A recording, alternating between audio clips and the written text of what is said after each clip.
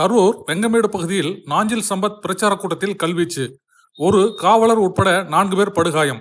அதிமுக வேட்பாளர் தம்பிதுரை வெண்ணமலை வெங்கமேடு வழியாக கரூர் சர்ச் கார்னரை நோக்கி சுமார் 500க்கும் மேற்பட்ட கூட்டணி கட்சி நிர்வாகிகளுடன் ஊர்வலமாக வந்து கொண்டிருந்தார். அவர் வெங்கமேடு அருகே வரும்போது காங்கிரஸ் வேட்பாளர் ஜோதிமணி மற்றும் கரூர் மாவட்ட திமுக பொறுப்பாளர் செந்தில் பாலாஜி உள்ளிட்ட திமுக காங்கிரஸ் கூட்டணி கட்சியினர் வெங்கமேடு மேம்பாலம் வழியாக சென்று கொண்டிருந்தனர்.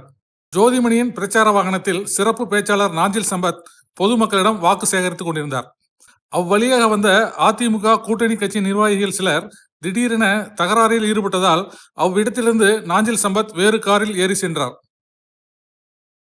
இருப்பினும் அதிமுகவை சேர்ந்த சிலர் கற்களை கொண்டு தாக்குதலில் ஈடுபட்டனர்.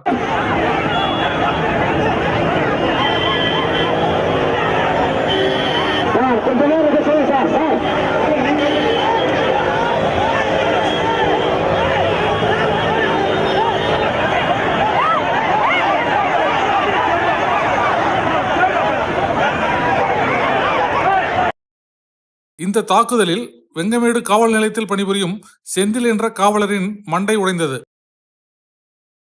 சம்பவ இடத்திற்கு வந்த காவல்துறையினர் வெங்கமேடு கடைவீதி பகுதிகளில் பலத்த பாதுகாப்புகளை செய்து வருகிறார்கள்.